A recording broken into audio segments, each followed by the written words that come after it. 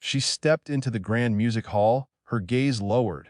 Just another unseen worker in her worn uniform. The crowd only acknowledged her presence when they sought someone to belittle for their own entertainment. Yet, when they coerced her into playing the piano as a malicious prank, what followed silenced the entire room. By the time her fingers lifted from the keys, the woman they had ridiculed became someone they would always remember. Emily Johnson glided silently among the gleaming marble pillars of the Preston Music Conservatory. The faint squeak of her tattered sneakers on the polished floor contrasted sharply with the lyrical chopin drifting from rehearsal rooms. At 28, she wore the custodial staff's beige uniform with understated grace, her dark hair tied back in a neat ponytail. Her movements were precise as she cleared wastebaskets and cleaned surfaces. After 3 years in this role, she was as unnoticed as the dust she swept from ornate picture frames. She had grown used to how students and faculty overlooked her, their gazes passing over her uniform to focus on someone deemed more significant. In the main hall, she stopped to straighten a slightly tilted portrait of a grim-faced composer before resuming her tasks. Her hands, rough from cleaning solutions, moved with a subtle elegance that might have caught the eye of anyone who cared to look. "Emily, can you take care of the reception area today? The foundation board is visiting," her supervisor called out, barely glancing up from his notes. "Of course, Mr. Collins," she answered quietly, heading toward the expansive reception area with its towering ceilings and full-length windows. Emily caught a fleeting glimpse of the splendid Steinway piano in the corner, the focal point of numerous recitals and fundraisers. For a brief moment, a flicker of yearning crossed her face, reflected in a polished brass lamp. In that reflection, she saw her younger self, 13 years earlier, seated at a similar piano, her future an open melody waiting to be composed. But life had shifted her path, choices made from devotion rather than aspiration leading her elsewhere. Emily shook her head slightly, returning to her duties. The past was behind her, and she had accepted her present, or so she convinced herself daily. Victoria Parker strode into the reception area, her heels clicking sharply against the marble with commanding precision. At 53, she led the conservatory with the same exactness she once brought to concert halls across Europe. Her tailored navy suit and flawlessly styled silver bob radiated the image she had meticulously crafted: success, elegance, and absolute authority. "Those chairs must be precisely 1 inch apart, not this careless setup," she directed, hardly glancing at Emily. "Yes, Mrs. Parker." Emily responded promptly, moving to align the chairs perfectly. From across the room, Samantha Raid watched the interaction, a sly smirk barely hidden on her face. As the conservatory's premier piano instructor, Samantha was known for producing award-winning students and upholding rigorous standards. "Victoria, do remind the staff to use the service hallways when guests arrive," Samantha called out, her voice loud enough to ensure Emily overheard. "Last time, I saw some of them in plain view during the Chopin competition." Emily's face flushed, but her hands stayed steady as she continued arranging the chairs. Such minor slights had become as routine as polishing the display cases. Later, as Emily buffed the brass railing along the grand staircase, she paused at the sound of a student struggling through a complex piano passage. Through the slightly ajar door, she saw a young girl, perhaps 12, her frustration clear as she fumbled the same notes repeatedly. Without thinking, Emily murmured, "Try loosening your wrist on the arpeggios." The girl turned, startled, as Samantha appeared beside her. "Are you attempting to teach my student?" Samantha's icy voice sliced through the air. "I'm sorry, I only meant. You thought your janitorial expertise gave you the right to critique piano technique." Samantha's laugh was cutting. "Stick to what you're good at, mops and trash bins." Emily's gaze dropped to the floor as the door shut firmly in her face. She resumed polishing, her shoulders slightly more slumped than before. What Samantha didn't notice was Emily's fingers subtly tracing the notes of the students, piece against the railing, perfecting the passage in a silent, unseen performance. The day of the annual fundraising gala arrived with a whirlwind of preparations. The conservatory sparkled, every surface gleaming under Emily's meticulous care, every chair flawlessly aligned. Wealthy donors would soon fill these halls, their contributions shaping the program's fates for the coming year. As Emily worked quietly in the reception area, Samantha burst through the doors, phone pressed to her ear, her face tense with panic. "What do you mean you're in the hospital?"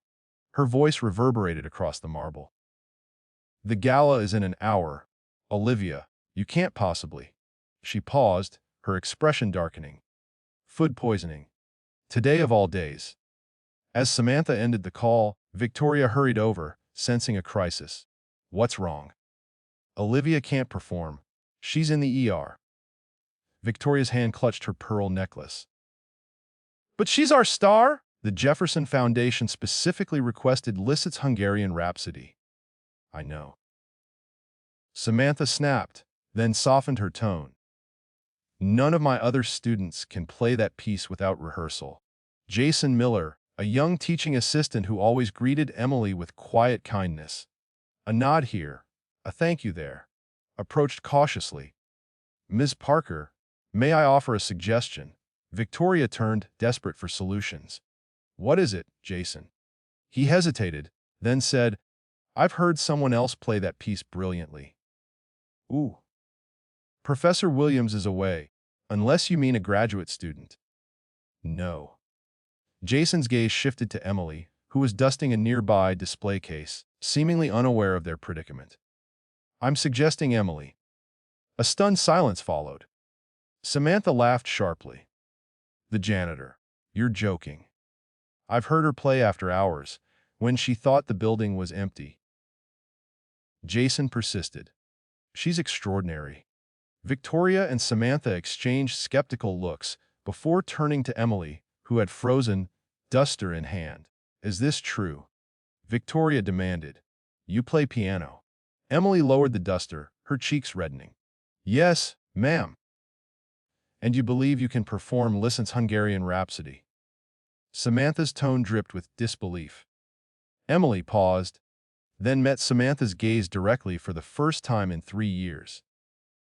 "Yes, man, I can." Victoria's eyes narrowed as she studied Emily, truly seeing her for the first time. "You genuinely think you can perform at our fundraising gala?" Emily stood still, caught in their sudden scrutiny, as staff bustled around, unaware of the unfolding drama. "Let me get this straight."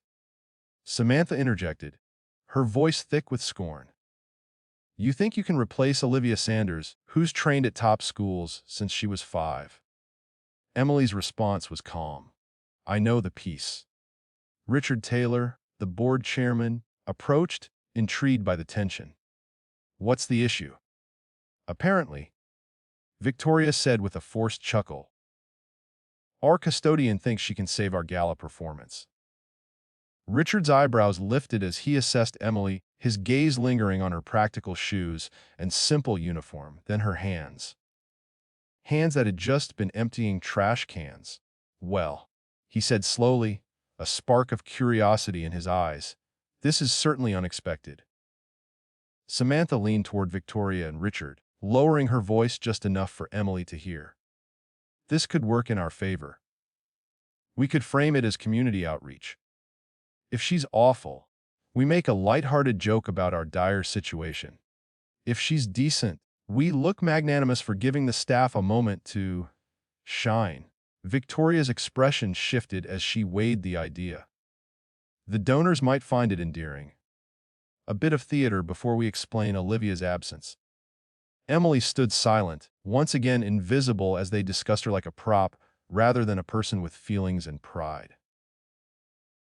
"It's decided then," Victoria declared, turning to Emily. "You'll perform tonight." "One piece, the Liszt." And if I say no? Emily's question, bold and unexpected, hung in the air. Victoria's smile was cold. Then we'll need to reevaluate your role here. Budget cuts, you understand. In that moment, Emily faced a choice that went beyond music. It was about her dignity, her identity, the parts of herself she had kept hidden. This was about standing tall or shrinking back. We're so close to 1,000 subscribers. If Emily's bravery resonates with you, help us hit this milestone today. Click subscribe to join our storytelling community and catch every moment of unexpected triumph. Now, let's see what happens when Emily faces her defining moment. The grand hall brimmed with the conservatory's wealthiest patrons, their formal attire shimmering under crystal chandeliers. In the wings, Emily stood alone, still in her beige uniform, her name tag, Emily J., pinned to her chest like a mark of her outsider status. Victoria tapped the microphone, her polished smile radiant. Ladies and gentlemen, we have a slight change to tonight's program. Our scheduled pianist had an unfortunate emergency. She paused, her voice taking on a dramatic flair. However, in the spirit of our community outreach efforts, we present a unique performance. Murmurs spread through the crowd as Victoria continued. One of our maintenance staff has offered to show how music touches all lives, regardless of background or training. The introduction carried a subtle sting as Emily stepped onto the stage, the spotlight harsh against her plain attire. Soft chuckles rose from the back of the room. Samantha stood near the curtain, arms folded, a smug grin on her face, like a predator toying with its prey. Emily sat at the majestic grand piano, its glossy surface reflecting the uncertainty in her eyes.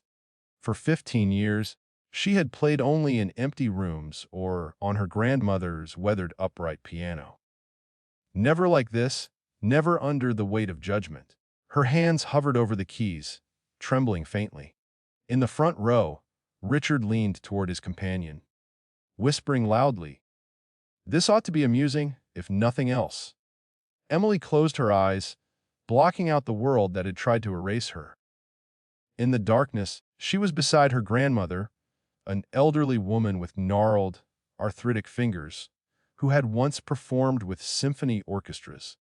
Music isn't about what the world sees in you, her grandmother had said. It's about who you are when the world fades away.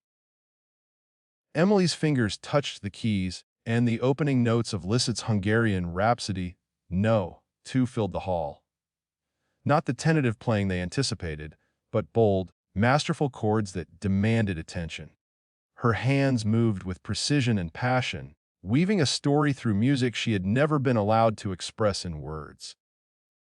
The whispers ceased, the smirks vanished, and 200 souls fell utterly silent. As the piece unfolded through its intricate passages, Emily's body moved with its shifting moods, her face transformed by the music flowing through her. The playful sections sparkled with delicate charm, the powerful crescendos shaking the hall's very foundations. In the third row, an elderly patron brushed away tears. At the back, a prominent music critic leaned forward, his face a mix of astonishment and awe. Victoria's complexion paled, and Samantha stood frozen, her knuckles white as she clutched the curtain. Jason watched quietly, his expression one of quiet validation as truth revealed itself note by flawless note. When Emily struck the final resounding chord, the hall held its breath for 3 heartbeats. Then it exploded. The applause started tentatively, as if the audience couldn't quite believe what they had heard, before swelling into a standing ovation. Shouts of "Bravo!" echoed off the marble columns and chandeliers.